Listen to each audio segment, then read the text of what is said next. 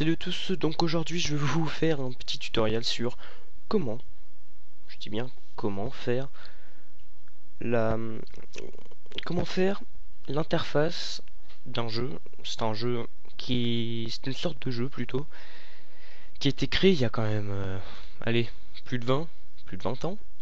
C'est les jeux, c'est une sorte de jeu de rôle où vous avez des questions qui vont influencer sur votre histoire.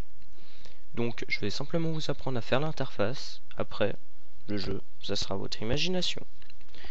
Donc, on va déjà changer le texte, parce qu'au départ j'étais parti sur un autre tutoriel, mais j'ai eu un petit problème entre temps, donc ça fait que je peux pas vous le faire de suite. Donc, on va mettre nom de votre jeu, que vous puissiez comprendre. Ensuite, voilà. Ici, on va mettre. Après, vous pouvez un petit peu voir comme vous voulez, mais c'est juste pour.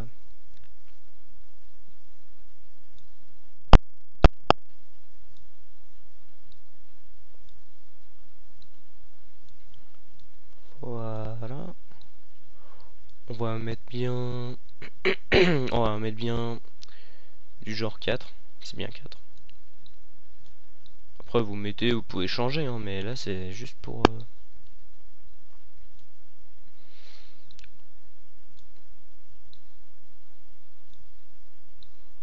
Voilà.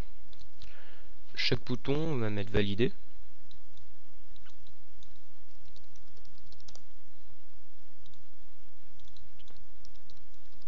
Après, vous pouvez mettre comme vous voulez, mais c'est vraiment juste pour montrer un petit peu l'interface qui pourrait vous donner des idées. Voilà.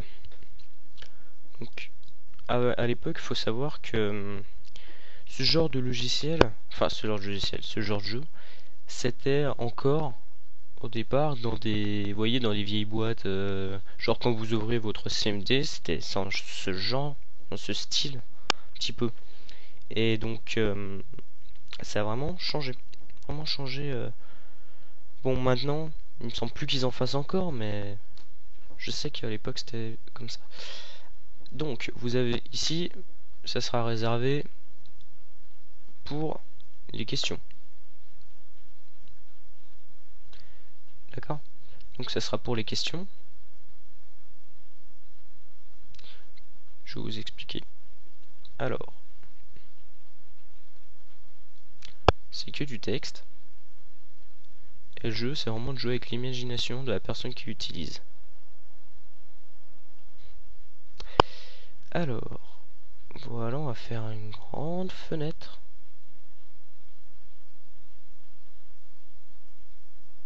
Ça ira bien comme ça. On va faire une grande fenêtre. Voilà. Vous pouvez faire encore plus grand, hein, mais je vais changer le fond, parce que j'ai envie de changer le fond. Voilà, en bleu c'est moche, mais c'est pas grave. C'est juste pour mieux voir. Donc, mettons ici vous avez votre jeu. Enfin, vous avez votre texte. Mettons, voilà, je vais faire un petit texte tout pourri. Voilà. Donc, texte, hop. Pourquoi ça m'a copié que ça? Je m'en fous de plus pourri. Voilà. Voilà. Donc, mettons là, le texte est une arme simple, vous courez vers votre Hummer. Un obus expose à quelques mètres de vous, vous tombez, vous voyez un autre obus arriver vers vous. Donc, c'est le début, c'est-à-dire que vous avez votre texte, et après vous avez vos multiples possibilités. Mettons, ici, vous avez en texte. Vous allez, non, vous sautez. Non, allez, on va faire. Vous roulez dans le... Comment ça s'appelle déjà? Vous roulez sous... Enfin, vous allez dans le... Comment ça s'appelle déjà? Ah, j'ai complètement perdu le nom. Mince. Mince, mince, mince. Vous roulez dans... Mettons... vous courez vers le bunker. Enfin, quoi que... Vous tombez, vous voyez un autre, donc faut qu'on était bon. Vous rampez vers un bunker, Vous rampez vers un bunker. Vous vous levez et courez vers votre Hummer. Et après, mettons, vous avez vous rampez vos Hummer. Vous restez ici.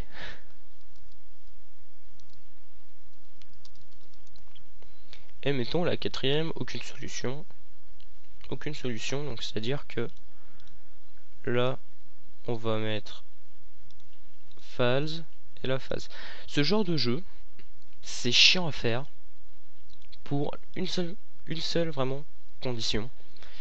C'est chiant à faire parce que ça va vraiment vous demander énormément de temps pour des bricoles. C'est-à-dire que par exemple là, quand vous n'avez pas des questions, comme mettons ici, vous n'avez aucune question, vous devez mettre Enabled False, Enabled False, tac. Ensuite vous devez changer. En fait c'est toujours courant. Par exemple là vous rampez vers un bunker, blablabla. Ensuite c'est vraiment compliqué parce que vous devez créer un événement. Là donc dès que vous cliquez là, tac, vous cliquez. Après ça va changer, faut que vous élaboriez votre propre système. C'est-à-dire que là, je vous montre juste l'interface. Après, c'est tout un système encore. C'est-à-dire que vous devez vraiment tout élaborer ce qu'il y a derrière. Vous devez faire votre propre système de jeu. Ça vous met un petit peu en compétition. C'est-à-dire, mettons, vous trouvez un ami, bon, il aime bien faire ce genre de truc. Vous mettez en compétition, vous faites celui qui va trouver le meilleur système pour avoir le jeu le plus complet, le jeu le plus simple, celui qui va manger le moins de RAM, celui qui va être donc justement moins gourmand en ressources et celui qui va être le meilleur. Et après c'est vrai que ça peut tomber sur des bonnes choses. À l'époque je pense que c'était plus comme ça au niveau programmation. Je veux dire c'est pas comme aujourd'hui où vous avez des grosses multinationales de malades qui vous font des Call of Duty, des trucs à la que vous y allez tout seul, on est dans 100 ans, vous aurez toujours pas fini quoi. Donc et ça c'est vrai que ce genre de petit jeu vous pouvez faire, si vous vous embêtez un jour, vous pouvez faire ça, c'est-à-dire généralement ce genre de jeu vous faites, vous voyez, vous faites vos événements là dans les fonctions, vous faites mince. Vous faites vos événements, mettons quand vous avez ça, vous faites vos événements vous faites justement votre système qui va faire qu'à chaque fois ça va changer les textes, etc. Et tout ce que vous aurez à faire c'est faire des documents texte. Et puis soit vous pouvez mettons changer directement dans le jeu, c'est-à-dire directement dans les fonctions avec éditer texte blabla, ou alors carrément y mettre dans des dossiers comme ça, ce qui vous permettra ensuite de pouvoir changer, c'est-à-dire vous pourrez changer vos documents, enfin changer vos documents texte. Vous pouvez changer vos textes plus simplement, et en plus vu que votre système sera déjà mis à jour, enfin sera déjà mis, tous vos textes, vous pourrez les changer et donc continuer à refaire votre jeu à l'infini, sauf que l'histoire changera totalement et ça vous permettra justement de faire des jeux plus simplement parce que vous aurez déjà tout votre base, que l'histoire changera. Vous n'aurez que 2-3 choses à retaper par rapport à Enabled, Disabled, etc. Enfin, Enabled, Disabled, True False pour ça.